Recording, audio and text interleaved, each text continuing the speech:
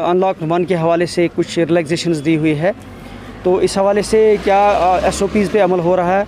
हमने आज सोपोर टाउन का दौरा किया।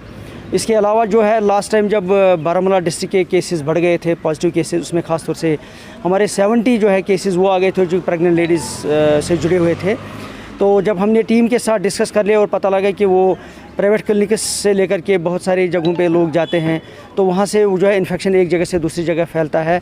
तो हमने कुछ 46 के करीब क्लिनिक्स को सील कर दिया, जिसमें USG सेंटर्स हैं, कुछ अल्ट्रासाउंड सेंटर्स और इसके अलावा USG लैब्स हैं, टेस्टिंग लैब्स वगैरह को सील कर दिया था।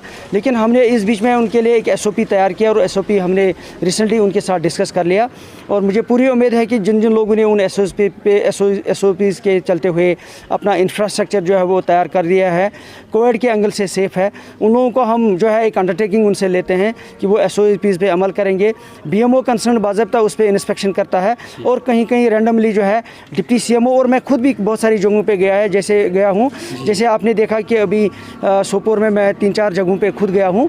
तो हमारी यही उम्मीद है और हमारी यही कोशिश है कि जो SOPs हमने दिए हुए हैं उनके चलते हुए प्राइवेट क्लिनिक्स को हम परमिशन दे देंगे केस टू केस बेसिस पे, ताकि पेशेंट्स की सेफ्टी भी रहे और पेशेंट्स को एक अच्छी सर्विस भी मिले। ये मेरी नोटिस में पहले भी आया है एक बार, तो मैंने उसी वक्त BMO कंसर्न जो हमारे हैं उनसे मैंने उसी वक्त जो है एक इंस्ट्रक्शन उनको दी हुई है कि अगर वहाँ पे मशीनरी का कोई इशू है वो जल्द से जल्द ठीक किया जाए।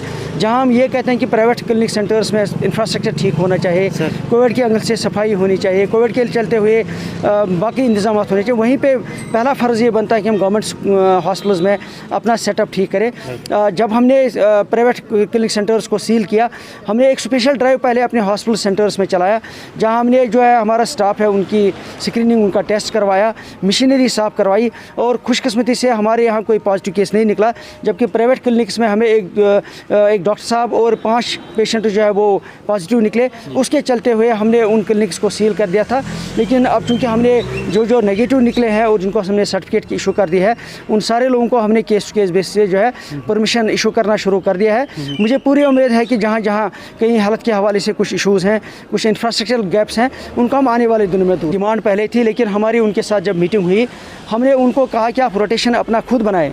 जो एसेंशियल मेडिसिन कुछ बेचते हैं, जो कुछ खास दुकानदार रखते हैं, कुछ खान मेडिसिन वाले रखते हैं, उनको आप रोटेशन पे चलाएं। एक को एक दिन रखिए, दूसरे को दूसरे दिन रखिए, ताकि मेडिसिन के हवाले से कोई दिक्कत ना हो।